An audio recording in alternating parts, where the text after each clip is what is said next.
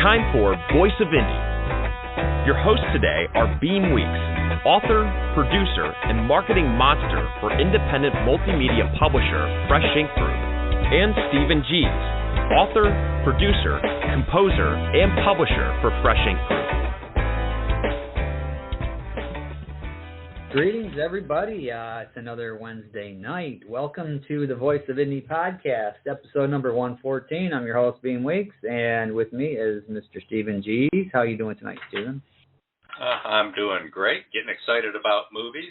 I've been watching the news a lot lately and seeing, all the cleanup that's starting to happen in Florida.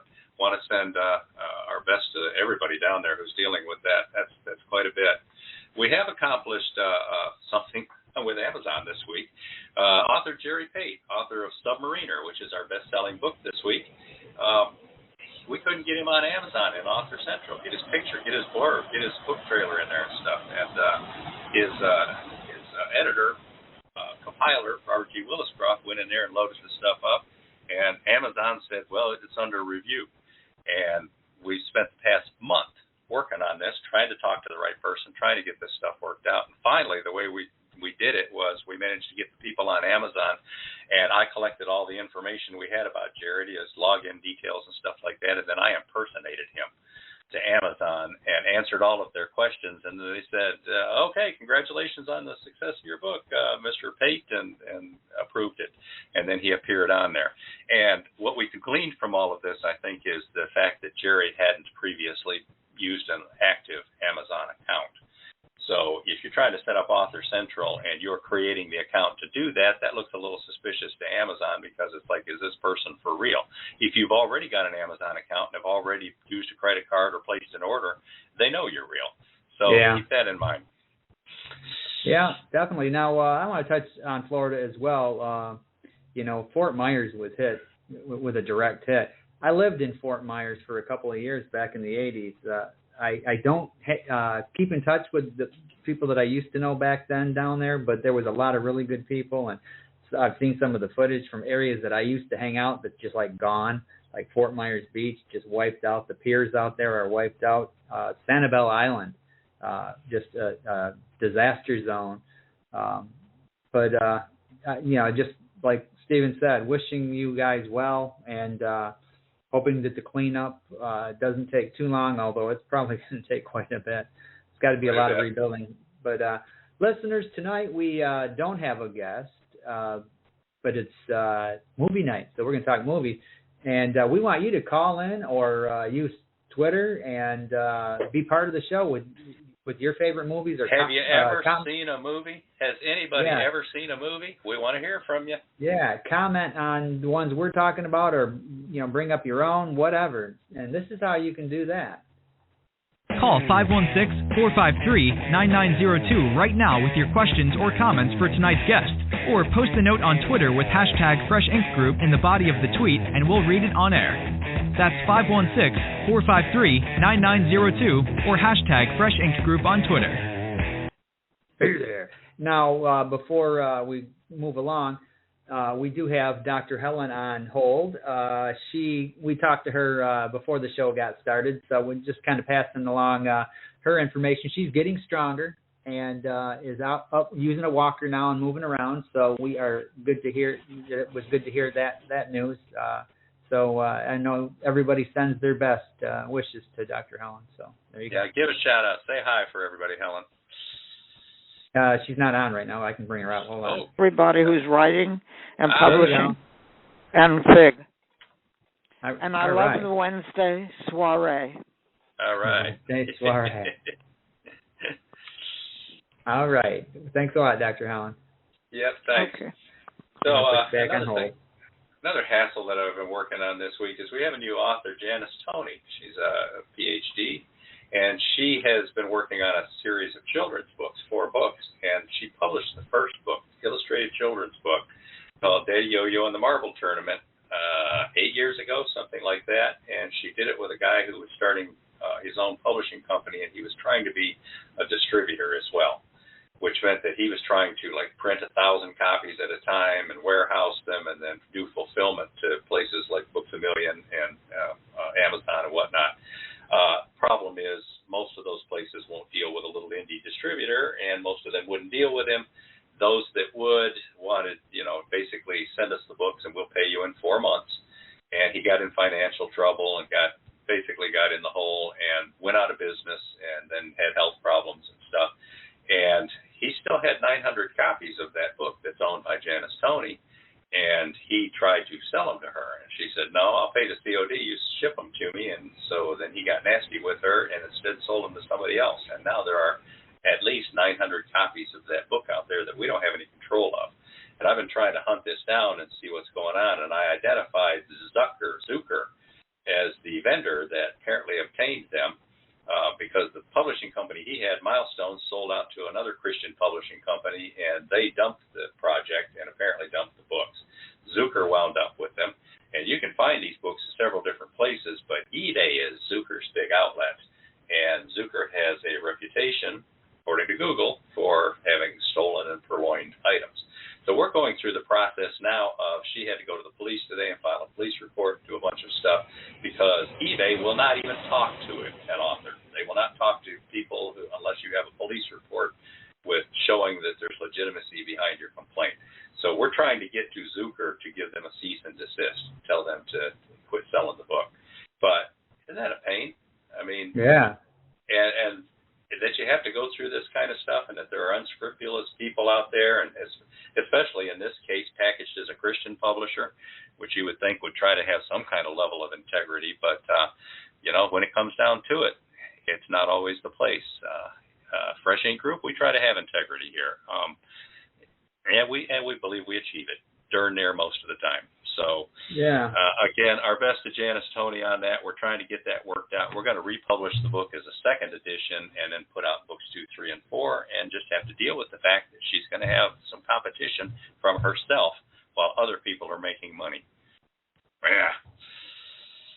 Yeah, that's too bad that, that kind of stuff goes on in the world, but it does, and you just got to, work at it and try to make it right. I see we have a caller waiting on hold, which we will get to once we get started with this. How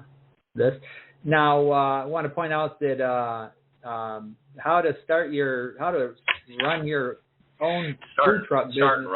How to start and run your own food truck business in Georgia. The book is out now, and so is the brand new trailer for that. So get over to Fresh Ink Group on YouTube and check it out, like that, subscribe, and all that good stuff that you're into. Now, if you want to know what we're doing next week on this show and the week after that, and who's got what coming out, and what's going on in the world of Fresh Ink Group and indie publishing in general, you can subscribe to our newsletter, and here's how you can do that. Stay on top of these podcasts and all things Fresh Ink Group with our weekly digital newsletter, new releases, videos, stories, excerpts, interviews, and more.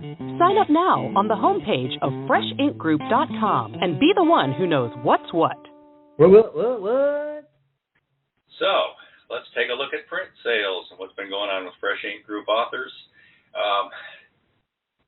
We've got kind of an interesting thing happening in the 3, 4, and 5 slots. There's people keep jumping in and out of it. But Practical Problems, 10 Stories by the Stage by J. Ash Looney, which is a collection of 10 short one-act plays, which read like stories, read like a book, or they can be used as plays as well. And as J. Ash Looney himself pointed out on our show recently, is a good guide also for helping you learn how to write plays. For those of you who are interested in expand it a little bit.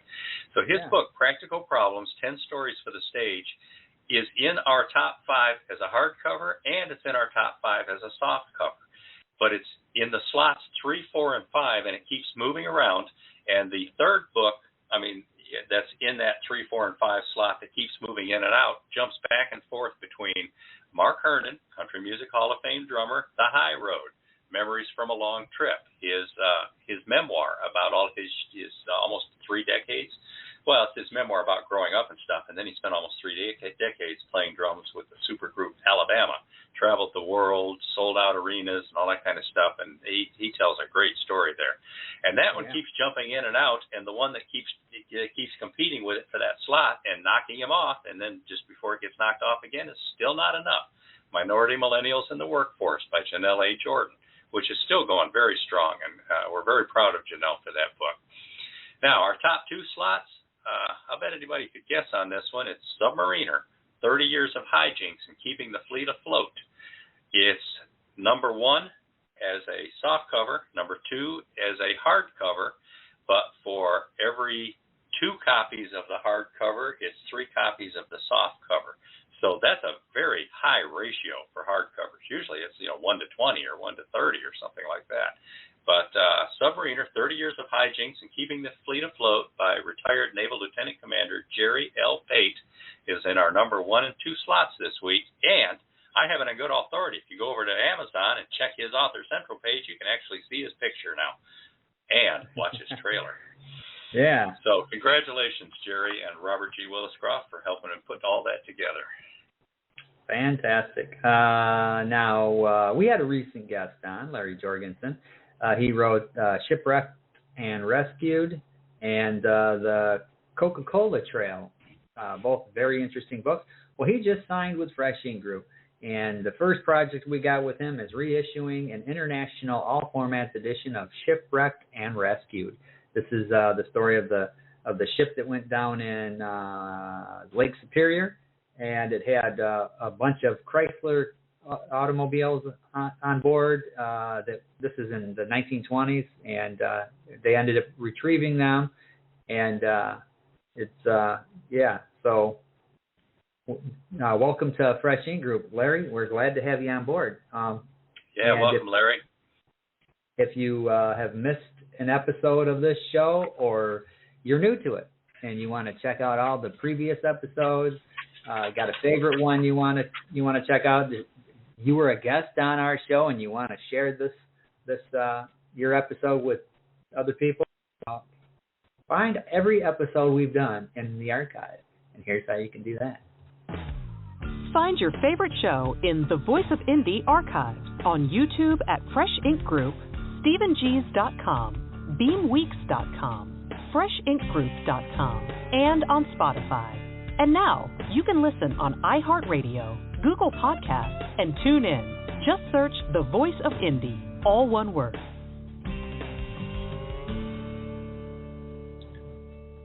All right. So before we get going, you want to go ahead and roll Meet the Author and maybe the Georgia food truck, and then we'll talk about movies. All righty. So come join the fun, make comments, ask questions. We hope to see you at Meet the Author Podcast Live every Wednesday night at 7 p.m. Eastern Time. Find all the program links at indiebooksource.com.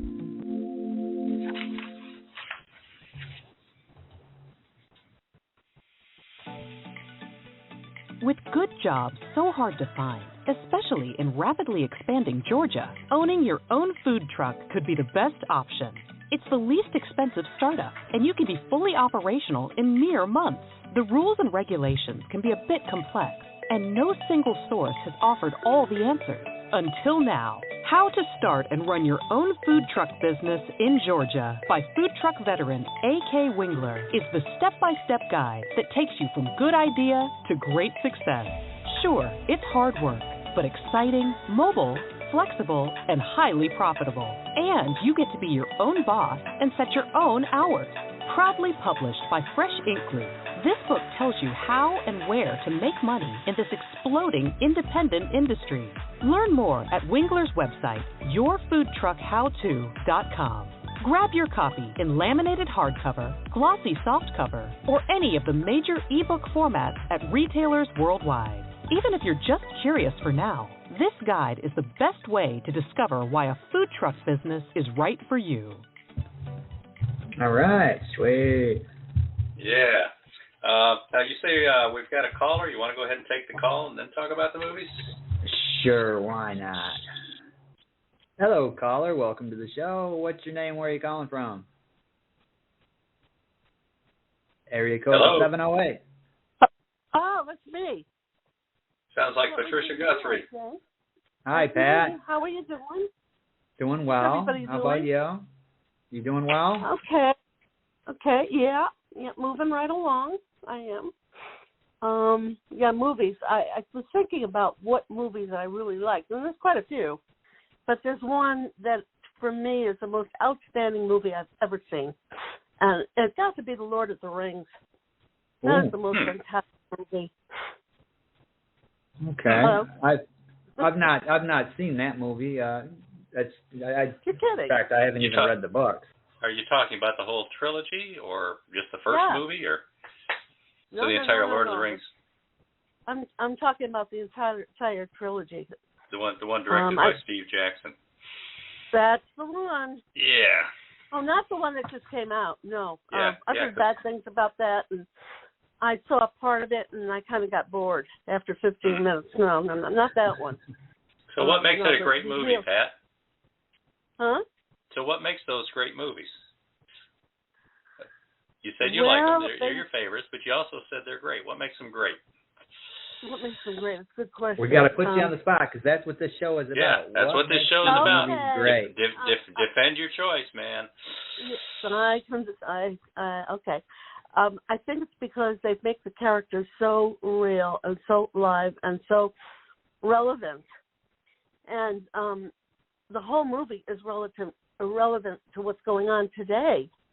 I love its pro-Christian stance. Let me see.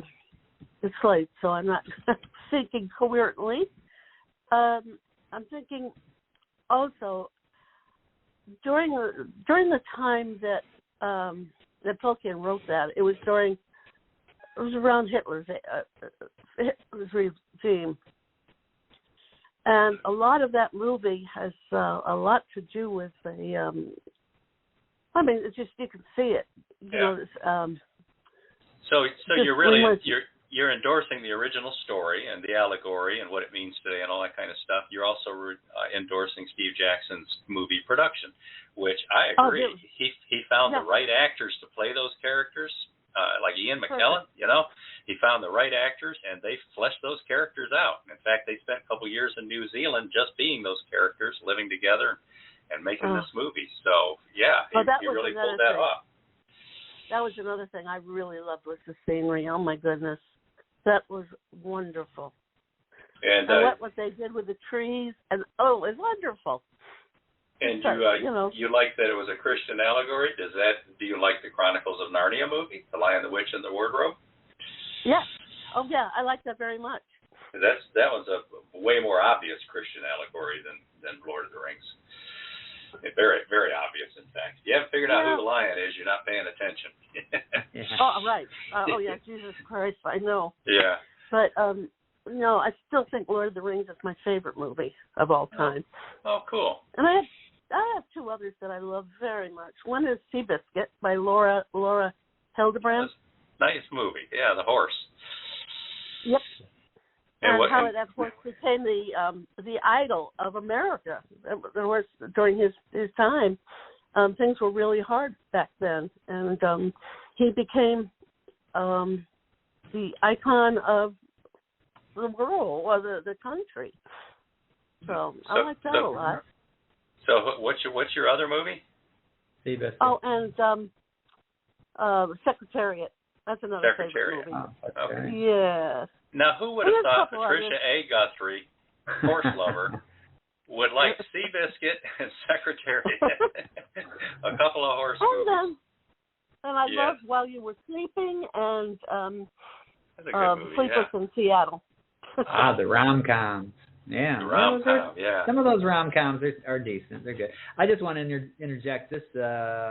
It's Peter Jackson that directed Peter. What I say, Steve? Steven, because he directed one that didn't make my list here, but it was a really it was one of his earliest movies, and I believe it was Kate Winslet's first movie, and that was Heavenly Creatures, and it's a true story. It's based on two teenagers in New Zealand back in the 50s who got a little too close to each other, and one of the girl's mothers said, enough, you guys are going to stop being friends, and they decided to kill the mother. And they both ended up going to prison for murder. They did like 20 years each. And one of them, when she got out, became a world-famous crime novelist, and it's Anne, and I'm forgetting her last name. Anne, not Anne Tyler. Rule? Anne, no, it's not Anne Rule. She lives in England, and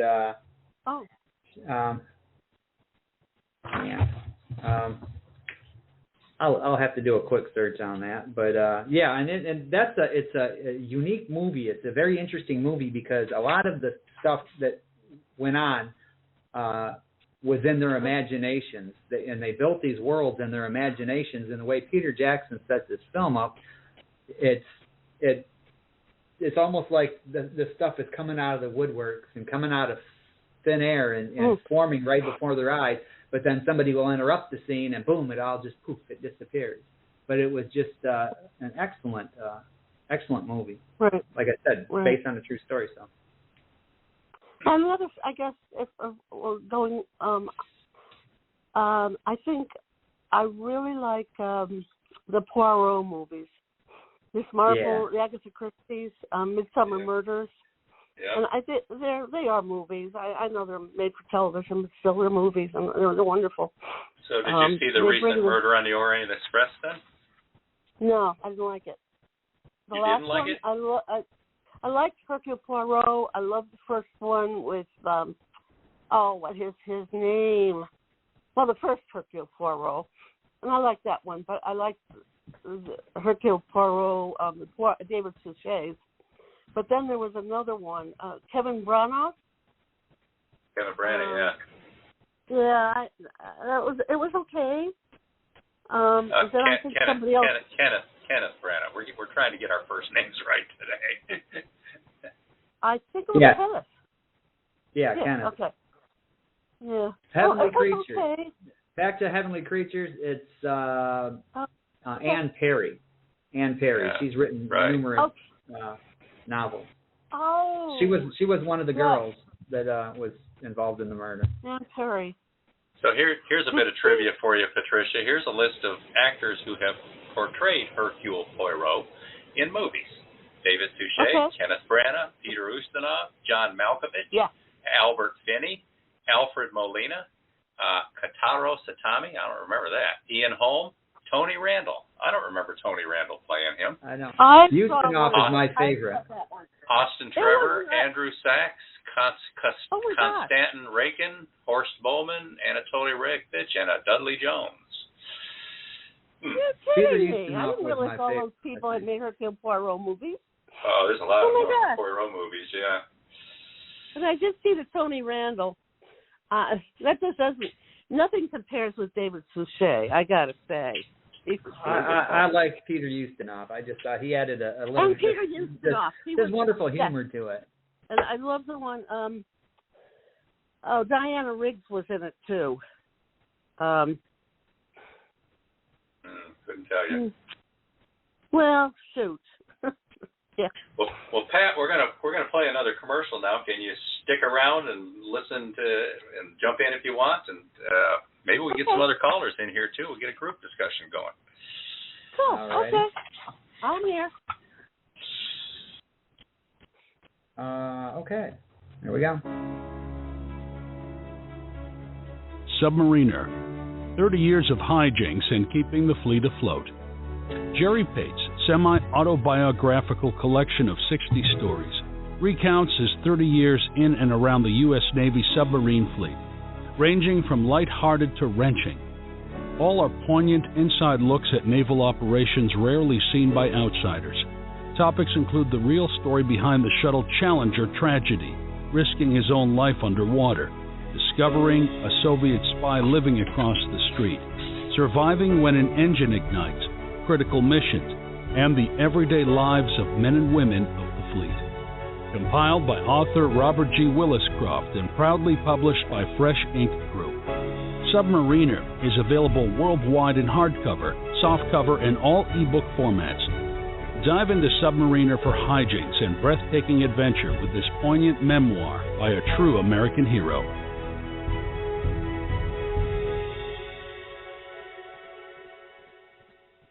Fresh Ink Group's #1 and #2 bestsellers right now in print Congratulations, Jerry. All right, now over on Twitter, we do have a tweet from, let me see if we got any more. Yeah, we got a few more here. We got... you might want to mention Isabella, too. Yeah, there's quite a few of these here. Where's the Vela one at? Yeah, let's see here. I just saw it a minute. Here it is. I'll do it. Wayne Greenhoe's got In the Marsh is now both an ebook and paperback. The Audible version is complete and is being uploaded to ACX right now and should be on Audible very soon. In the Marsh for Wayne Greenhoe. And Wayne also says he's down there in Florida. It has been a beautiful day here in the armpit of Florida. It was 48 last night, but it has become a pleasant 82 this afternoon. I hope everyone has a nice day. Robert Willis-Croft. Yeah, he said, I want to take this one because I agree with this. He says, the worst movie I ever saw was The Tree. Basically, it was an image of a tree. For a year, finally ending up with the protagonist holding a leaf against a branch and standing on a ladder. Well, maybe that's not the same one. The Brad Pitt one, I didn't think it was the worst I ever saw, but I didn't care for it. It was just like, nah. I don't know if this is the one he's talking about, because I don't even think I finished watching it. It was just one that kind of lost me. Yeah, IMDb showing four movies called The Tree. 2010, 2017, 2018, and 2020. No, the last one's called The Tree Movie. So, I'm not sure which is which either, but we'll take your word for it. And if it says The Tree, we'll avoid it, Robert. Okay, Joe Conjo, he says, back in 1975, my family was camping up in Old Forge, New York, in the Adirondacks. The little theater in town was playing Jaws. Ooh. And my parents let us go see it. And at the time, I was 16, and it was scary, mostly because of the shark music. It remains one of my all-time favorites. Here's the cool thing. We've got this little theater in town. The owner passed away. He was elderly. He passed away. I believe his family's running it now, but the cost of renting these new movies and bringing them into the big screen is a bit out of their range right now, and I'm guessing they're going to probably end up selling this place. This was a theater built in the 30s, and it's still old school, very old school. You go in there and you step back in time. They've been running classic movies lately, and just this past week, they ran Jaws on the big screen. And I didn't know it was running that night, so I didn't go to see it. I saw it at the drive-in when it first came out in 75. But I would have paid to go see on the big screen again, even though I've seen it dozens of times. Now, Robert Willis-Croft has clarified it's not the Brad Pitt movie. It's an art movie from the late 90s. So maybe all right. Yeah, I didn't even see that on IMDb. Well, Verwain says, my very favorite movie was 2003's Big Fish with Ewan McGregor, Albert Finney, and Billy Crudup.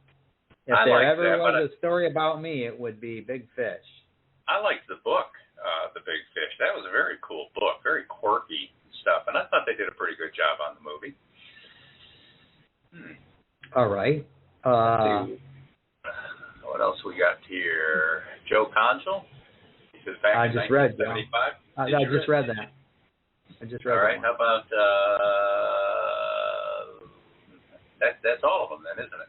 Well, he also put on here, if you missed it and this is Joe Conjo, and want to learn about my PI detective series, listen to my interview on the Voice of Indie podcast, episode 91. You can find that here. The link is here, but you can find that in our archive. Yeah, definitely. If you're looking for it on YouTube, make sure you subscribe while you're over there. And right now, we have more videos in that channel than we have subscribers. We got 4 more videos than subscribers, and I want that subscriber number to stay at least one ahead of the videos. Please. Yeah, Please. So get over there, people. All right. How about we jump into our lists here, Mr. J's? Yeah. Now, the last time we did this, we kind of jumped around a lot because callers, pointed this direction and squirrel, and I didn't really take good notes here, so I'm not sure where I left off. But I do want to point out that there's a lot of stuff that I didn't put on my list. I didn't try to include comedies on here because that's really just a whole separate list for me, especially all the different eras of comedy, the Zucker brothers, Mel Brooks comedies, going back to classic stuff like Charlie Chaplin. Yeah. You know. Well, I left most of the comedies off, but I did include a Chaplin because it's not necessarily a comedy. Yeah. And the horror movies as well. Yeah. What I would like to do is one of these genre show. One of these, doing a genre show where we have a comedy, our favorite comedies and favorite horror movies, and another one I left off is foreign movies. When I moved away to go to college, University of Michigan in the late 70s, you moved to campus, you lived there in Ann Arbor, and one of the things they did back then was every group on campus raised money by showing films at night. Like, they just reserve a lecture hall or whatever, bring in some foreign films and show them, charge everybody $1, raise some money. So I became an aficionado of foreign films back then. I saw tons of them. And, Francois Truffaut, Moshe Mizrahi, actresses like Simone Signoret. And I know Beem is a fan of Louis Malle. He's got a handful of movies that are great. And now the last time we did, one of us, I think it was on my list because I had a check mark next to it, My Life as a Dog by Lasse Hallström. Swedish film, just a brilliant film. And we talked about Let Me In. Let Me In, the original Swedish version of the horror film as well. So I just want to say that just because I've left them out doesn't mean I don't like them, because I could make a whole list of foreign films as well. So let's just talk about the kind of stuff we did put on our list. And I think one that I didn't get to last time was Jack the Bear, which was the first movie directed by Danny DeVito. And most of you know who Danny DeVito is, short actor who became really famous as Louis De Palma in the show Taxi. Starred Robert J. Steinmiller Jr., 13 years old, and Reese Witherspoon at the age of 13. One of the very first movies she ever appeared in, and Gary Sinise. And it's the story about a guy who's, he's married, got a wife, he's got these 2 boys, and his wife is killed in a car wreck one night. And he becomes a single father, but the problem is he's not a good single father, and he's a bit of an alcoholic, and he's got some problems and some issues and stuff. And his older boy is trying to navigate burgeoning adolescence, his first kiss and things like that. But it's at a time that he gets caught in a struggle between the grandparents trying to take the boys away from Danny DeVito, and Danny DeVito trying to prove he can be a dad. And he's not doing a very good job proving it. And this is an emotional movie. It's intense. It deals with grief, trauma, flashbacks, having to understand your priorities or whatever. And to me, it's one of the greatest child acting performances I've ever seen, because Robert J. Steinmiller, you believe it. I mean, he plays scenes like where he's playing chess with his grandfather, and the tension's building up in him. And he's trying to explain things to his grandfather, and his grandfather won't listen, and you see just that hint of a tear in the eye and a little bit of a break in the voice, and it's one long scene. They're not piecing this together like they do with a lot of child actors. And, there's another scene where he's being chased, and he thinks he's going to die, and he's hanging from a tree, and he's crying and stuff, and it's like, man, intense and powerful. And Jack the Bear, it was not a hit when it came out. Nobody went and saw the thing, and you'd think Danny DeVito's name would have carried it, but to me, it's still one of my all-time favorite movies. I think it's one of the best movies in that genre. And I think Danny DeVito, who went on to direct some great movies like Hoffa, really showed his skills. And Robert J. Steinmiller gets a shout-out for one of the best child acting performances I've ever seen, Jack the Bear. Yeah, I still haven't seen that one. One of these days I'll have to check it out. If I happen to find it at a garage sale, because I see DVDs for sale all the time at these garage sales, and I always go through them just in case, because I got hundreds of them, and if there's one out there that I don't, that I want to get, that's where I find them. You can borrow my DVD. All right. My first one is from 2007. It's Gone Baby Gone. Two Boston area detectives investigate a little girl's kidnapping, which ultimately turns into a crisis both professionally and personally. Now, this one stars Casey Affleck, Ed Harris, and Morgan Freeman. It's directed by Ben Affleck. But I can tell you this, Casey Affleck is miles ahead of Ben Affleck as an actor. 4 kilometers, depending on where you are. 4 kilometers, depending on where you're at. But Casey Affleck he's a brilliant actor. Ben Affleck's okay. He's more of a movie star, and there's a difference between an actor and a movie star. But Casey Affleck is an actor, and he's extraordinary. Ed Harris is always good, and Morgan Freeman is freaking Morgan Freeman, okay? Come on. Oh, yeah. This movie is one of those that as he's investigating this kidnapping, then you get to the point where this child is probably dead, but maybe not. And I'm not going to give it away, but at the end he has to make a decision. There are 2 people in there that make decisions. Casey Affleck makes a decision to do the right thing, but it turns out that it's really, it is the right thing, but it's not the right thing. If he had chosen to do the wrong thing, it would have worked out better. And Morgan Freeman, he chose to do the wrong thing, but it actually turned out to be the right thing if it had stuck, but it didn't stick, and things just kind of fall apart. And anybody that's seen that knows what I'm talking about. And it's a sad ending, it really is. But it's not a sad ending because somebody, dies or anything like that. But it's just a sad ending because I'll let this out. The child is not dead. She's not dead. But returning her to her mother is the legal and right thing to do, but it's not, because the mother is just she's a crap human being. So, but it's an extraordinary movie because it sends you on a wild goose chase. You got twists and turns, and somebody's trying to cover these tracks, and why are they trying to cover the tracks? And as he's digging deeper, he finds some other things that are going on that aren't part of his case, and all right, now he's got to get some police officers involved because he's a private detective, Casey Affleck is. He's not an actual police officer. But then he runs into some shady characters, and he knows who one of them is, and this guy could kill him right there on the spot, so he starts speaking this guy's name out loud in a bar full of people. Just speaking the guy's name, let him know that I know who you are. If you kill me, people are going to know who you are as well, and well acted, well written. Ben Affleck knows how to direct. I'll give him that. And you're right about Casey being an actor. I've got a Casey Affleck movie on my list, so I'm going to jump to that one rather than trying to go in order here. Before I do, what's the name of the Jesse James movie that Casey Affleck really stood out in?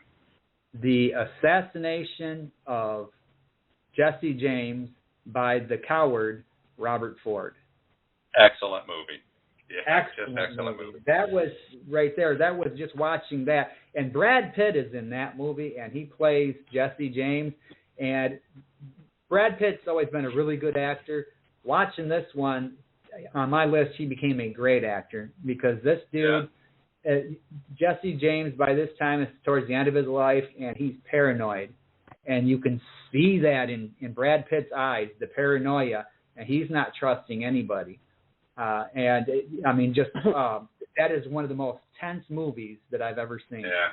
And, of course, Sam Rockwell's in it, and Sam is always good. Brilliant. Yeah. But the movie that I've got on my list is Manchester by the Sea. Yes, I saw that at the theater.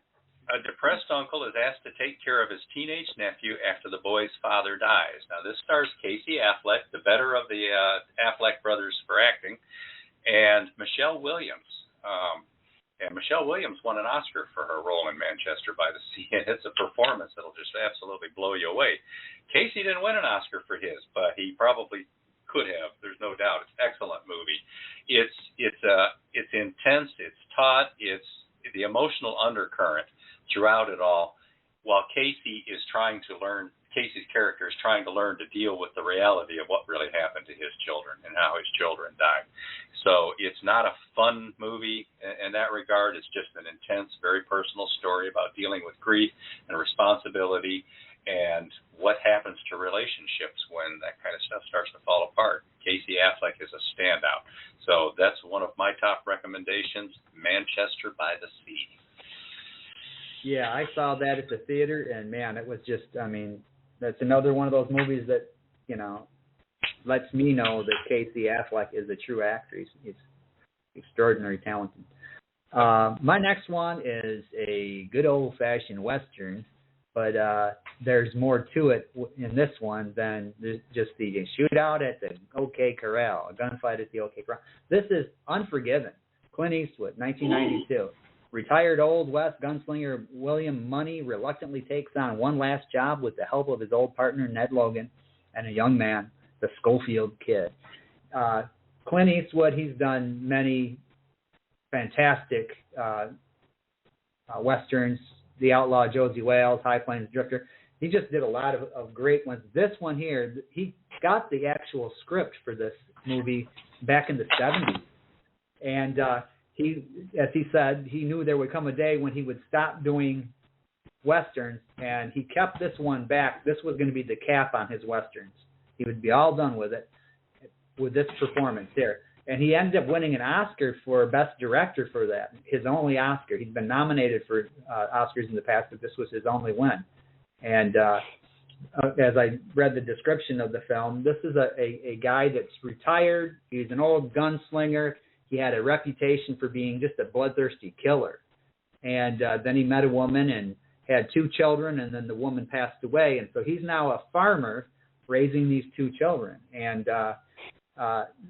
there's an opportunity to make some money, and he hooks up with his old friend Ned Logan, and Ned Logan is Morgan Freeman. And they go to do this job, and they run into a really bad group of people, and things don't work out the way they were supposed to. And this father, you know, this retired gunslinger turned father, has to resort back to his old ways, and that's not a good thing because he doesn't want to. And it's Gene Hackman plays a bad guy in this, and Gene Hackman's brilliant, just a brilliant actor, one of my all-time favorites. If you haven't seen Unforgiven, man, what are you waiting for? It's 30 years old, this movie. Yeah, now, Clint Eastwood made the transition into being a director who also starred in his movies with things like Honky Tonk Man, which I thought was an excellent movie, but The Unforgiven was the one that put him in the upper tier. It meant that all he had to do was pick up the phone, and he had financing for any movie he wanted to direct after that, and he's done very well with it. So, a Western. I mean, he directed The Outlaw Josie Wales as well, and I believe Play Misty for Me back in the early 70s. He was directing back then too. Yeah, he was directing, but like I say, this one. This is the one that put him. You're right. Put him in the upper echelon. So I've got a Western too, since we're talking about Westerns, and oddly enough, I turned on the TV a couple of nights ago, and this movie was just coming on I don't know, HBO, Showtime, one of those, something like that, and I made the mistake of thinking I was just going to watch a couple of scenes. Which happens to me sometimes with my favorite movies, and then I watch the whole darn movie. The Missing, directed by Ron Howard. Movie. Little Opie, made good. That guy grew up and learned how to make some darn good movies. But The Missing, in 1885, New Mexico, a frontier medicine woman forms an uneasy alliance with her estranged father when her daughter is kidnapped by the Apache Brujo. Now, this is Cate Blanchett. Her father is Tommy Lee Jones, and her oldest daughter is Evan Rachel Wood. And this is just a phenomenal, intense Western, where they're basically trying to get her and the other women that have been kidnapped back. Great movie. Highest endorsement. Yeah, fantastic movie. Tommy Lee Jones, he plays half Chiricahua Indian, and so he's come on board to track his missing granddaughter, and there's some scenes in there. This horrific thing happens early on in the film, and Cate Blanchett's youngest daughter, Jenna Boyd. Boyd, yeah. And this girl, she's silent for a little bit, then all of a sudden you can see what had happened is starting to come undone in her mind, and this kid actor goes through a breakdown in front of the cameras, and it's like, it's believable, and it's tugging at the heartstrings, and just a fantastic movie. Yeah, and I have seen her as comedy in Vicki Roberts' Child Star, so to see she had those acting chops was cool. and she was in the Sisterhood of the Traveling Pants. She played the little leukemia patient who ends up passing away at the end. That was a good movie.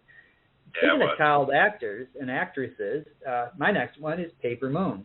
1973, Tatum O'Neal, at the age of 10, scored an Oscar for her performance in this.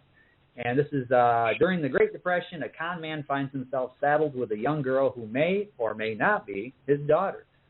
And the two forge an unlikely partnership. He's the con man, and he teaches her all the tricks and trades of becoming a con artist herself. And it's funny, it's emotional, there's some sad parts in there, and it's Ryan O'Neal and Tatum O'Neal playing father and daughter, possible father and daughter in the movie, and their chemistry is palpable. I mean, it's just they know each other. You can tell. It's filmed in black and white. It's to give it that vibe from the 1930s is what you're trying to pick up on, and it works. And this is just one of those films where, I mean, this kid got some lines that were just laugh out loud funny. But here's the thing. I've got this movie on DVD, and it's got the compilation, and Peter Bogdanovich was the director. And he's doing commentary on one of the discs on the DVD version, and he talks about how it was a fight with this kid to get her to do these parts. So, because she wanted to do things her own way, which he said was not funny, and it was just silly. It was a kid trying to, direct a movie. So he agreed to let her do each scene her way. They would film it, can it, and then she had to do his way. And he, as he said on there, we never used a single one of her ways. So, but it just shows you how important that director is, because he got an Oscar performance from this girl. And I think her next two movies, the next one was Nickelodeon, directed by Peter Bogdanovich again, and another stellar performance from her. And her third movie was the first Bad News Bears movie, another great performance, working side by side with Walter Matthau. She did. Matthau, yeah. And after that, she's just put out a bunch of garbage. And it's, she's choosing projects that didn't have the great directors and all that. Just garbage. Movie with Christy McNichol. Yeah. Garbage. Yeah. That's too bad. But, yeah. But anyway, Paper Moon, if you haven't seen it, fantastic movie. You'll get some laughs. It's good, wholesome, old-fashioned kind of movie, and it'll take you back to the old 30s, even though it was made in 1973. It's also one of Ryan O'Neal's better movies, I thought, too. Yes, it is. Excellent in that. Yeah. And he's done some hit-or-miss stuff, a lot of it good. I'm forgetting her name. Here, let me check this out here real quick. What are you trying to think of? Madeline Kahn. Madeline Kahn. Mel Brooks' favorite. Yeah, she was in every one of his movies. Randy Quaid is in this. John Hillerman. It's just a fantastic movie. Madeline Kahn, what a character. Yep. All right, moving to the next one. Yep. I've got one called Almost Famous, directed and written by Cameron Crowe. Set in 1973, it chronicles the funny and often poignant coming of age of 15-year-old William, an unabashed music fan who is inspired by the seminal bands of the time, when his love of music lands him an assignment from Rolling Stone magazine to interview the upcoming band Stillwater, fronted by lead guitar Russell Hammond, and lead singer Jeff "BB" Williams, embarks on an eye-opening journey with the band's tour, despite the objections of his protective mother. I thoroughly enjoyed this movie. I've seen it so many times. I know all the dialogue by heart. It stars Kate Hudson, stars Billy Crudup, Patrick Fugit plays young William at the age of 15, and it's got a lot of other people in it. Anna Paquin, who's the Oscar winner who plays his mother? Frances McDormand. Frances McDormand, yeah, she's excellent in that as his mother. But it's actually based on the true story because Cameron Crowe, the great filmmaker, grew up in Detroit, and when he was a teenager, he was sending articles to these rock magazines and stuff, and he got Cream magazine, which was based in Detroit, and that's very well played in there by Philip Seymour Hoffman, the late Philip Seymour Hoffman now, as the Cream editor. And he got this Cream editor to give him some pointers on how to try to get in there, and he convinced Rolling Stone to pay to send him on the road to follow this band and write an article about him, which wound up being a cover story. And Rolling Stone had no idea they had just hired a 15-year-old to do this. And it's the story about, and it's based on the true story of him going out there, and you could talk about coming of age, literally coming of age. He's a 15-year-old who's touring with a band that's staying across the hall from Led Zeppelin and got groups. No, he went out. Yeah, he was out on the road with Led Zeppelin. That's who the band was. Right, but in the movie, they stay across the hall because he's reporting on a fictional band called Stillwater. But I'm saying in real life, Cameron Crowe went out on the road with Zeppelin. Yeah, it's that lifestyle that he's immersed in traveling with the groupies and the bands and, the drugs and all that kind of stuff. And this is just a wonderful movie about growing up and learning about life and seeing what's real and what does music really mean and how does it affect people and stuff. And it's got a soundtrack that is out of this world. I mean, they're on the bus singing to Elton John's Tiny Dancer. And I mean, it's just, the album that would go with this is phenomenal. Every song is a hit. And he uses soundtrack artfully in order to help tell the story while it goes too. Cameron Crowe's Almost Famous, one of my all-time favorite movies. You put it on, I'm going to watch it. Yeah, definitely. That's what pulled me in, was knowing this true story behind it with Cameron Crowe being out with Led Zeppelin. Led Zeppelin's my all-time favorite band. And I remember reading in some of the Led Zeppelin biographies about this kid that went out there, and it turns out that it's Cameron Crowe who becomes this big movie director and whatnot. We do have some of these comments over here on Twitter, so we're going to hit a couple of these, and I'll jump into my next one. Now, Robert G. Williscroft, he says, Catch Me If You Can is not my favorite movie. It's a great movie, though. I think it is. But I actually appear as an extra for perhaps 15 seconds. Well, how about that? Whoa. We got a movie star in our midst. We're going to have to hear more about this, because I'll go looking for that. Catch Me If You Can is a good movie. As far as Spielberg's movies, it's not in the top couple, I wouldn't think. But but I mean, it's a fantastic movie. I mean, it's a true story, Yeah, and stars Leonardo DiCaprio, who's certainly a box office draw. He's an example of both a movie star and an actor. Tom Hanks, both a movie star and an actor. And then Joe Conjul says, you mentioned Chaplin. How about the biopic Chaplin starring Robert Downey Jr.? I thought it was a good movie. I do, too. I thought it was a good movie. He got an Oscar nomination for that, and well-deserved. Yeah. I'm a Chaplin fan, the original Chaplin. Let's skip the commercial and go to your next movie. Okay, my next movie, as we mentioned, Lasse Hallström, Swedish director, did My Life as a Dog, fantastic movie. This is one of his American films, and it's Cider House Rules, The Cider House Rules. Came out in 1999. A compassionate young man raised in an orphanage and trained to be a doctor there decides to leave to see the world. And this is Michael Caine. He's the guy that runs the orphanage, and Tobey Maguire plays the young man that goes out and goes out to see the world, and he gets involved. He was trained to be a doctor, but he's not licensed because he's trained by the doctor at the orphanage, and he treats kids there at the orphanage and helps the doctor out there. Well, now that he's out on the road, the doctor actually makes him this diploma from a actual medical school, so he could go out there if he needed to and do some of this stuff. And he's needed in a certain situation where something bad has happened. He's out working on a sharecropper's kind of farm, and he's working as a sharecropper. He's out there. It's an apple orchard, and some stuff is going on behind the scenes, and Charlize Theron is in that, and she's the one that tells them, hey, something's going on with these two people over here, and he's called into action, and does he want to do this or not? And he ends up helping her out in a way that,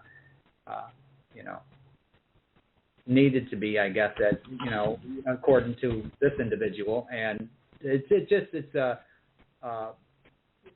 little bit dark at times, and it's a coming of age story. He grows up, and then he ends up by the end of the movie, he returns back to the orphanage because there's all these kids that need him, and fantastic. Michael Caine does that character excellent too. I mean, he's kind of caught a brilliant between what he's trying to do and what he's feeling and all that kind of stuff. I got caught up in it. What you've not mentioned yet is that the book The Cider House Rules is by one of my all-time favorite mainstream authors, John Irving. John Irving's the guy who wrote The World According to Garp. He wrote The Hotel New Hampshire. He wrote A Prayer for Owen Meany, The Last Chairlift, Son of the Circus, The Fourth Hand. I mean, he's got tons of great books out there, and most of them, I think, have now been made into movies. And they tend to be very good movies. John Irving writes the kind of stories that do make good movies. Yeah, The Hotel New Hampshire, I watched that once. That was Jodie Foster, and I just thought that was horrible. I thought it was terrible. I thought the acting was phony, and this is Jodie Foster, 2-time Oscar winner, and she's a fantastic actress. This is mid-'80s. Rob Lowe was in it, and he was terrible in the '80s. Rob Lowe turned into a good actor as he got older, but he was terrible in the '80s. That's why I said most.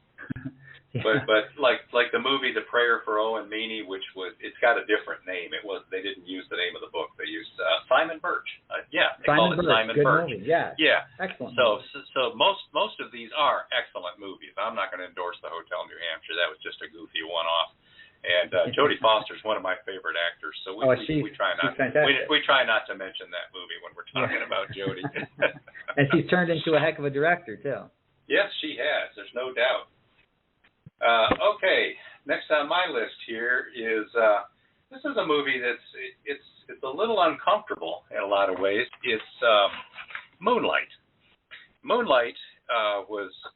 Well, let me see here what the blurb says. The film presents 3 stages in the life of the main character, his childhood, adolescence, and early adult life. It explores the difficulties he faces with his sexuality and identity, including the physical and emotional abuse he endures growing up.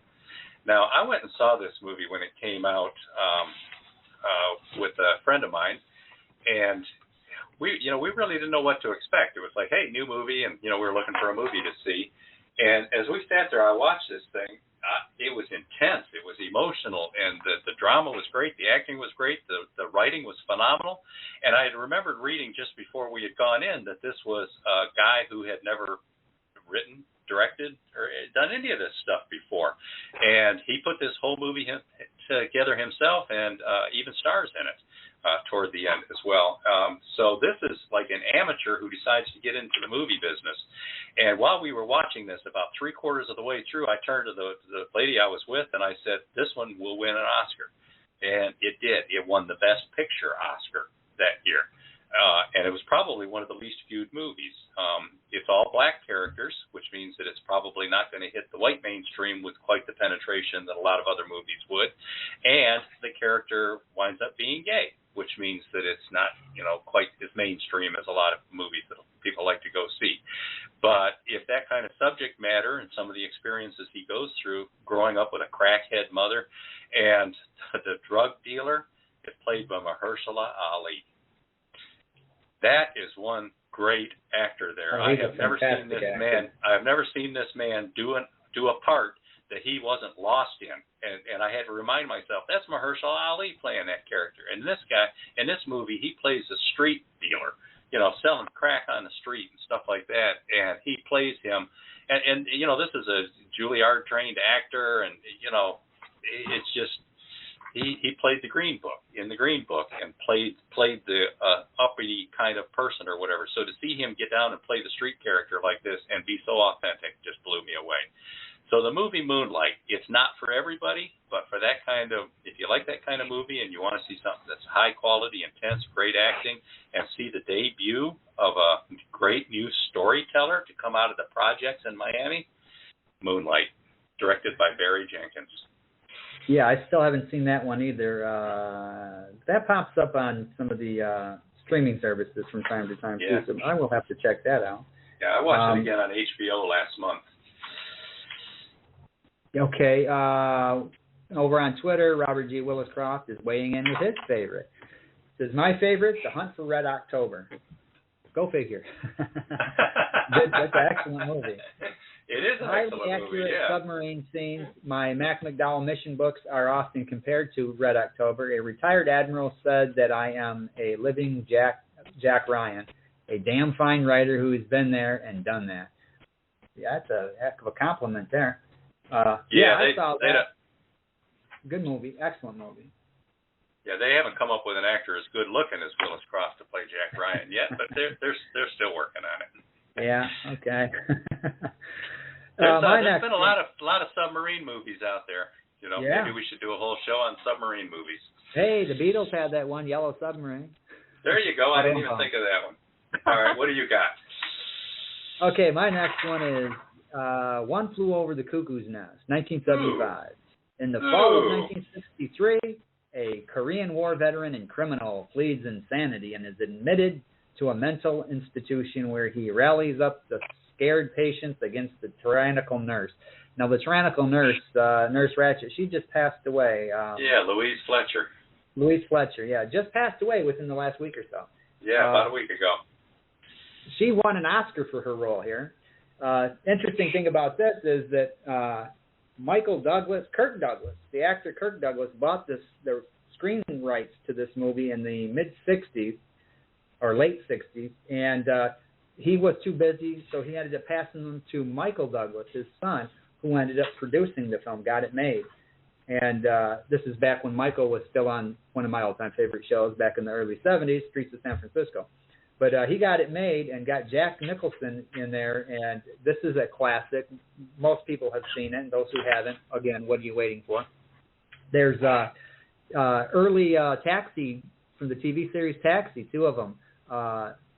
Danny DeVito and Christopher Lloyd are both inmates in this mental institution, and stellar performances from everybody there. And it's interesting because the character of the Jack plays, he's this carefree guy, and he gets into some trouble, and he thinks he's going to go and just chill at this mental hospital for a little while and then get back out and doing his thing. But this nurse, she is a tyrant, and he ends up leading this insurrection against her by, getting everybody to live. They weren't living. If they got a little too excited, they were doped up, and, he got them to throw out their pills, don't take the pills, spit them out when they give them to you. And, they got wild and rowdy and basically lived. And then, of course, at the end, the nurse has the final say, and, he's done for life, and he's there forever. And it's a sad ending, but. Well, a lot of times when I've been teaching classes about, how to plot stories or whatever, one of the things I point out is that when you get to the end, a lot of times the goal that has to be achieved is not what you thought it was. It turns out to be something different. So Cuckoo's Nest, I think, is a stellar example of that, because you spend the whole movie rooting for Jack Nicholson's character to stand up for himself, to get away with this stuff, and to bring down this establishment that's controlling these people, as it were. And it does not work out for him. He winds up dead at the end. I don't think I'm giving too much away on that, but that's not what the goal of the movie was. The goal of the movie was to save the big Indian. Yeah. The guy who was mute. And he did, and it was the big Indian that put the pillow over his head and broke out and went on to his freedom and stuff. That to me is a perfect example of that. If you watch that movie, it's set up from the very beginning that it's the big Indian that's important here. But this is based on the Ken Kesey novel, and it's a great novel. If you've not read the novel or seen the movie, man, come on. Yeah. Now, you mentioned, I'm looking at my list here, and I've got Cuckoo's Nest on it. My cell phone's ringing. Dr. Helen's trying to call me. I'm sorry, Helen, if you're listening. I can't answer. Cuckoo's Nest is on my list here. Oh, you know what? I'm thinking she's probably wanting to weigh in with her favorite movie. So, she calls back. Yeah, she needs to call the right number. But hey, maybe I'll if she calls again, maybe I'll answer it. But at any rate, right above Cuckoo's Nest on my list, you mentioned Michael Douglas. Yeah. The movie starring Michael Douglas. Now, I did not really put thrillers, suspense thrillers on my list a whole lot because, again, when I start thinking about them, it's like, wow, I like that. Ooh, that one. Ooh, this one's great, you know, and you wind up with too many on the list. I narrowed it down to one, and it's called The Game, starring Michael Douglas. Yes, I've got that on DVD. Brilliant movie. Yeah. Oh, man.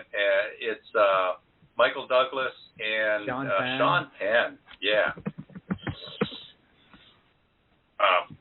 Let me see. I accidentally pasted in the wrong. No, I pasted in the wrong blurb here, so I tried to Google it real quick, and apparently there's a rapper named The Game. So I didn't get to it quick enough. But the bottom line on this is Michael Douglas is a rich guy who inherited a fortune, and he's got his brother, played by Sean Penn, who's also rich as well. But he's this button-up kind of guy. He spends his time working, playing the stock market, and everything's got to be, you know, just perfect. And he never laughs, never enjoys himself, never goes out, never has fun, doesn't have any kind of a great relationship with anybody or whatever. And his brother, Sean Penn, signs him up for something called The Game. And it's supposed to be where they change your life. They give you a new perspective on life and let you see the world differently than you ever have before. And the way they do this is by taking you to the brink.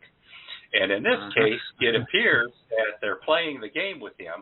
They're hacking into his TV feed, talking to him on TV, and they're doing kinds of things to mess with his head.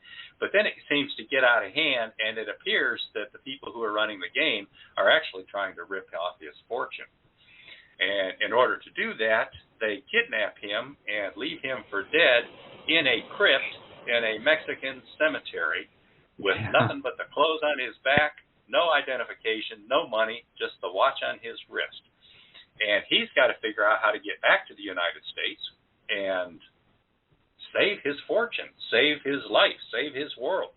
And this is one of those movies with one of the all-time great endings because they do push him to the brink. And it's in that moment of clarity that we finally see what really has been going on all this time. And Sean Penn, it's a small part, but Sean Penn is very cool.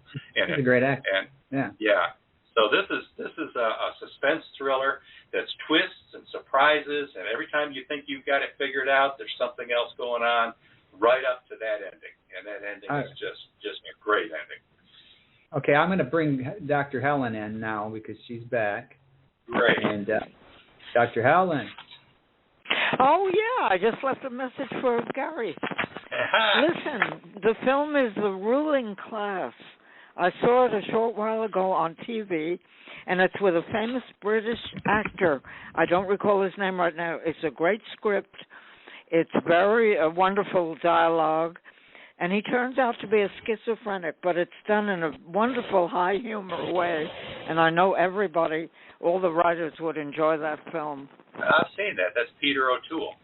Peter O'Toole, yeah. Oh, that's right. Yeah. Did you ever see that film, The Ruling Class? Yeah, I've seen that. I thought it was excellent. Yeah, that's an old film. You thought it was what? 1972. 72? Yeah. Yeah, I was starting high school back when that came out, but I enjoyed that. Yeah. Yeah, I think it built up. You didn't realize he was sick till the end of the film, sort of. Yeah. But the language, I can't describe it, but I love that film. Mm. Yeah, and while I was looking for that... That's all. I just wanted you to know. While I was looking for that, thanks for sharing. You realize I don't get your emails ahead of time, so I don't have a chance to participate when you first talk to me. So you got to tell me the subject, okay? All right. Okay. Hey, hang in there, Helen. Thanks a lot, I love all your recommendations, and I agree with a lot of the films you mentioned. Yeah, and what I just started to say is while I was looking for that film, in my face are advertisements for the movie Amsterdam, which is opening this Friday, and Christian Bale and Chris Rock. I mean, this looks like a very fun. Margot Robbie. I'm definitely looking forward to seeing that one. Okay, I'm going to go ahead and put you back on hold, Dr. Helen. Okay. All right. Now, I think we're up to you. Yeah, my next one. This one came out in 1998, and it's basically a little indie film. It had a small budget, but it had some, it had a big name actress attached to it, and it did very little box office. In fact, it lost money at the box office, but it's such a fantastic movie. It's called Hideous Kinky, and an odd title. It's an odd title, but I'll explain what the title means in a minute. There's nothing perverted about it, even though it sounds like, hideous kinky.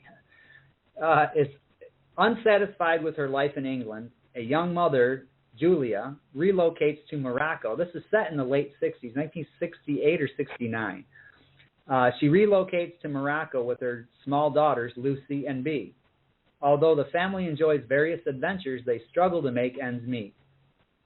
You'd have to read the novel, for instance, to know the phrase hideous kinky is simply code between the two sisters to mean almost anything they want it to. Like something can be going on in front of them, and the one will say hideous, and the other will go kinky. And it's their way of saying, this is crazy, what's going on here, this crazy thing, because it's these adventures, and some of them are not good adventures to be dragging your kids around, and like they're going hungry, and the mother gets this love interest, this Moroccan guy, he becomes her love interest, and he just wants to take care of the kids and make sure everybody's squared away, but he is broke himself. So he finds these canned foods that somebody had dumped out by the side of the lake. They're in cans, so hey, let's open them up and eat those, and everybody gets sick. They were contaminated. They were outdated, and they had gone spoiled. So everybody got sick on that, and the star of this is Kate Winslet. Forgot to throw that in there. Now, she's seeking enlightenment. She grew up in England and was married and now is divorced, and she's got the kids down there in Morocco, and she's seeking enlightenment. She wants to find one of these imams that's going to open her understanding of life and what is the answer to life, the meaning of life and all that. And the guy basically lets her know, look, your life is in England. Or if you were from Italy, it would be in Italy. Or if you were in Nigeria, it would be Nigeria. Where you are at with your people, this is your purpose, where you belong. And by the end of the movie, they end up going back to England. But just the adventures and just the two child actresses that play Lucy and Bee are phenomenal. One of them still acts. She's an adult, and she's done British TV, done a bunch of stuff on British TV. And the other one doesn't act anymore. But, man, what performances. Well written. Well acted. I loved it. I endorse that movie as well. The child actors were excellent. Yes. Yeah. And Furway and Greenhouse says, I saw that movie 10 times in the first month it was out, referring to Cuckoo's Nest. I think you at times in your career you've lived it as well, Furwayne. Especially working in the prisons. But you mentioned Kate Winslet, and I have a Kate Winslet movie on my list, so I'm going to jump to that one. It stars Kate Winslet and Johnny Depp and Freddie Highmore. Now, Freddie Highmore, some of you might know, is the good doctor. He plays the autistic surgeon on his own TV show that's on every week right now. But he was only about 9 or 10 years old when they made this movie, and he played young Peter in the movie Finding Neverland. Johnny Depp, Kate Winslet, Freddie Highmore. And it's the story of J.M. Barrie and his friendship with this woman and her 4 boys, the youngest of which is named Peter, and how that inspired him from being a hack playwright who was losing his audience and not having much success lately to writing a play called Peter Pan. And that play, of course, launched J.M. Barrie's career, made him the toast of the town, and has long endured and been made into movies and plays and, I mean, everything that you can possibly do. But it's the story of that, and it's the emotional heart of it, because J.M. Barrie was a bit of a man-child. He was very immature in a lot of ways. He was part of high society. He could go out to wear the tuxedo and go to the soirees and things like that, but then he would go home and his interests were more childlike. And when he started hanging out with Kate Winslet and her 4 boys, they started having fantasies, acting out plays, making up stories, and doing these kinds of things. And this became important because Mom, played by Kate Winslet, is dying of cancer. And the boys know that something's wrong, but they don't quite understand it. So J.M. Barrie, played by Johnny Depp, is trying to help them learn to cope with the inevitable, with what's happening now and the inevitable end for where this is going. But he's a bit of a man-child himself, so he's got to grow up at the same time. So I wound up watching this movie again a couple of days ago because the darn thing came on, and I had other stuff to do, but, I was only going to watch a couple of scenes. Finding Neverland is great. And if you think little Freddie Highmore is not a very good actor in The Good Doctor, and I don't think it's that great myself. No. But watch some of the stuff he did as a child actor, including this. Toward the end of this movie, there's a scene where he's sitting on the bench with Johnny Depp, and he's got to finally put this together and learn how he's going to cope with what the reality of his life and his situation. And if you don't think he can act, watch that little kid sitting there on that bench. He was in August Rush as well. Oh, yeah. Another phenomenal movie when he was a child. I mean, he proved he can act. But I'm with you. The Good Doctor, I just like, Yeah. I blame the writing on that show, not the acting. Yeah. I've tried it, just bits and pieces of it, and it's just like, nope. I got to move on. All right. Now, we are running down on time. We're down to about the last 15 minutes. So, again, we're going to get to that point where we're going to have a bunch of leftovers, so we may have to do a part 3 in the future. You never know. I think my next one I'm going to do, I'll pick one here. I'll go ahead and do what's next. You know what? I'm going to do another Kate Winslet. The Eternal Sunshine of the Spotless Mind. It's on my list. Jim Carrey. Kate Winslet came out in 2004. When a relationship turns sour, a couple undergoes a medical procedure to have each other erased from their memories. Imagine if society was like that. Get your divorce. I hate you. Well, I'm going to go get you erased out of my memory. But it's new kind of ghosting. Yeah, it's a whole new kind of ghosting. This movie is just the special effects in there. It's incredible because she goes through with it, gets him erased out of her mind. And incidentally, if you've ever seen Kate Winslet, she plays a sloppy alcoholic drunk in this one, and she's just a terrible, horrible, mean, rotten, nasty person. But he gets erased out of her mind, and he's going through the procedure, and halfway through it, they put you under. So, and they're inside your head, and they're deleting all of this stuff out of your brain. Halfway through it, he decides, no, I don't want to delete her. It was a terrible situation to be with her, but this is how I grow. This is what makes me who I am afterward.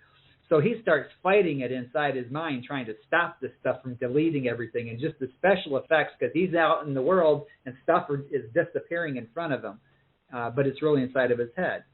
And it's almost like an LSD trip. That's what, when you see some of these movies where somebody's having an acid trip, an LSD trip, that's what it reminds me of, this movie. It was just so different. And this is another one of these movies. It was two big stars, but and three, because Kirsten Dunst was in it as well.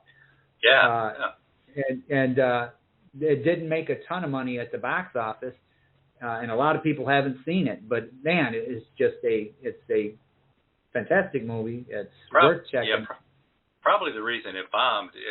Jim Carrey pulls this off. It's a great acting performance. There is nothing short of perfect about his performance. But at the time, he was coming off, Ace Ventura and stuff like that, and people see movies starring Jim Carrey, and they thought they were going to go see Ace Ventura kind of stuff. And the first couple of people who saw it said, "Oh no, it sucks. That's not Jim Carrey. That's not. No, you won't like that." And the movie wound up bombing. It was badly marketed. I remember at the time that they talked about the fact that it was just marketed so badly. Nobody who would have liked it saw it, and everybody who didn't like that kind of movie went expecting something different.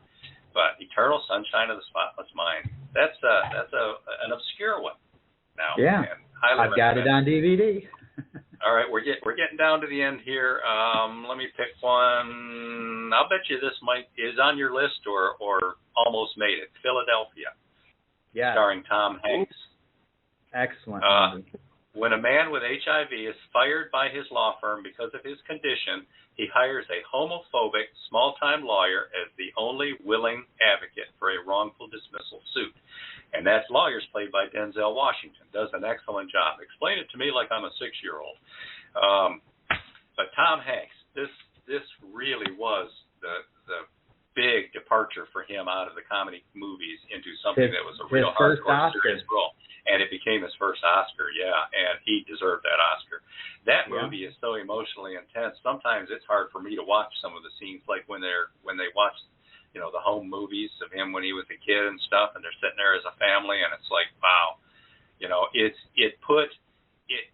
was a great movie, great story, great actors, great directing. Everything about it was great, but culturally, it also started to put a face on HIV victims. That was a little bit different than, the gay bathhouse, you deserve what you get kind of image that a lot of people had of people who were dealing with HIV in the early years.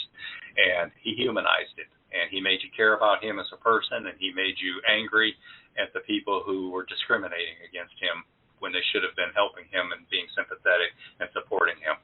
So Philadelphia, if we're going to do a whole show on just Tom Hanks movies and rank them, that would be kind of a hard one to do because he's got so many great films. The one where he's the sea captain and gets hijacked. Oh man. Yeah. Captain Phillips.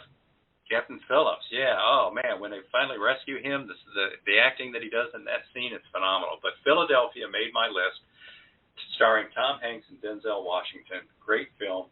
Oscar winner. Yeah. Okay. For my last one, I'm going to choose. I've got a couple of Tom Hanks movies right here in a row. I'm going to choose The Green Mile. Throw that out as my last one. Yeah. This is one of the many Stephen King novels that was turned into a movie. I love the novel. The novel was there was a little bit more to it than the movie because it was a big read. But the movie stands up well to the novel. It's a fantastic film. Tom Hanks, I'll read the little tagline here. 1999 it came out. The lives of guards on death row are affected by one of their charges. A black man accused of child murder and rape, yet who has a mysterious gift. Now, he didn't commit this, but it's set during the 1930s, or late 20s or early 30s. And, he was easy to, because he's a black man, he's easy to hang that tag on that he's the one that did this, so let's go ahead and put him in the electric chair. And this movie also stars... I'm drawing a blank on his name now. We had talked about him earlier. Jesse James. Casey Affleck? No. Played the brother. Brad Pitt. No, played the brother. Not Sam Rockwell. Sam Rockwell. There you go. Sam Rockwell. He's in The Green Mile. Sam Rockwell plays... He's the crazy guy across the hall. He's called Wild Bill, and he's a nut job, but man, he plays it to the hilt. I mean, and it's a sad movie, but it's one of those like Stephen had talked about, people needing to be freed. Like in Cuckoo's Nest, they wanted to. Nicholson's character wanted to free the Indian, and at the end he did. John Coffey, the black man in this movie. He wants to be free, and so he goes to the electric chair. I'm not giving too much away because there's a lot of build up to it for something he didn't do, but he's got this gift, and he's able to heal people. And man, it's Stephen King. It's from the mind of Stephen King. But when you got someone that can heal people from deadly diseases and bad things happening, and it works, it's real. And where does it come from? And some people still view him as a devil, and it's more because of what package he's in. He's a black man during the late 20s, early 30s, and he's accused of this horrendous crime, so kill him. And it doesn't matter that, he's got this gift that comes from otherworldly places. But man, it's a fantastic story. It's dark at times. It's humorous at times too. Yeah. Mm-hmm. Tom Hanks is brilliant in it, as usual, and it's a timeless allegory too on that concept of people destroying beautiful things because they don't understand them. You know, exactly. And that's a story trope that's been used for centuries in lots of great stories. And in this one, Stephen King pulled it off, and he did it very well. I mean, you're rooting for this guy, and yet you have to watch, you know, bad things happen. All right, one quick mention here on my final one for today. Let's see here. Let's go with Now You See Me. Wouldn't have thought that would have made my list until I got to thinking about it. Now You See Me is where have I got the little description here? An FBI agent and an Interpol detective track a team of illusionists who pull off bank heists during their performance. I remember that one. And reward their audiences with the money. Now, this stars Jesse Eisenberg, Mark Ruffalo, Woody Harrelson, Morgan Freeman, Dave Franco, Michael Caine, Isla Fisher. I mean, this is full of stars.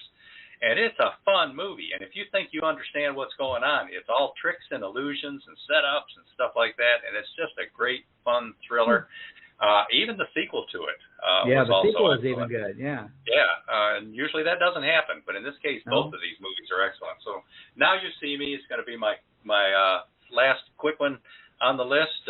Patricia Guthrie, did we name any that were among your favorites? Hi. Hey. I'm still here. Did we name any movies that were on your list? Any of the ones we named? You went by so fast. There was a couple that seemed familiar, but I didn't catch the names of the movies. But and of course you can't forget Titanic with Kate Winslet. Kate Winslet, Yep, that was a wonderful movie. And and Leonardo DiCaprio got snubbed on the Oscars for that. And one of the movies on my list that I did not get to tonight is the one he did win the Oscar for, The Revenant. Excellent maybe movie. If we do a part 3, we'll talk about The Revenant. But we'll probably do a part 3. Before we run out of time, there's a couple of tweets out here. Robert Willscroft says, "How about Synchronicity? It's a 2022 sci-fi movie about time travel that turns out to be skipping across parallel universes. Highly intellectual. Saw it twice in the last 2 weeks." All right. Well, I haven't heard of that one, but I haven't even seen that. So I had to check that out maybe. Verwayne Greenhouse says, "I love shows like this. Thanks, Stephen and Beem, for a night of nostalgia and conversation." And Joe Conjo says, "Here's one I liked more than I thought I would. Saving Mr. Banks, Tom Hanks. It's the story about how Disney acquired the rights to Mary Poppins. Excellent movie. I saw that too. That's another one I didn't think, I don't know if this is going to be any good." And it was. It was fascinating, and it's the true story of how this he had to basically, plead and beg. The woman, I believe, ended up owning what her father had written, Mary Poppins, or something along those lines, or her husband, and she was an elderly woman, and she didn't want to come off of it, and she did, then she didn't, and hemmed and hawed, and but that was a really good movie. It was one worth checking out. Now, I looked real quick. I'm finding 2 Synchronicity movies, one from last year and one from 2015, and the one from 2015 is the one that sounds like it. Daring physicist Jim Beal has invented a machine that can fold space-time and stuff like that. So, I'm going to have to put this on my list. But, Robert, I thought you said it was a 2022 movie. I'm seeing a 2015. If there's a different one, let us know about that. So, we're about out of time, aren't we, Beem? Yes, we are. We got to wrap this. And Yep. Well, next week, we're going to have Linda Pirtle. She's the wife of Caleb Pirtle III, somebody we've been looking forward to having on the show. After that, Beem? After that, we've got the pre-recorded conversation we had with Harmony Kent from over in England, and that's going to be a good time. After that, Jan Sykes back again. Yeah, and then following that, Marcia Fox, and she's a return. And this time she's bringing Pete Risingson, her co-author of these great Native American novels that they write. After that, and Avanti Centre, Stacey Troilo, and Linda Mims are also coming. And then what's happening Christmas week, Beem? There will be a very special episode during Christmas week with the Michigan rock band Wide Track. They'll be returning again. They've been on here a time or two, and they're going to come back. They got some brand new music coming out, and some really good stuff. And Zach, the young son of the duo, he's already in college now. He started college, so we can catch up with them. All right, it's time to roll the closing. Goodbye, everybody. Thanks again. We will see y'all next week, everybody. Have a good time. And thanks to everybody who participated on Twitter and who called in. Bye, everybody. Bye. Good night.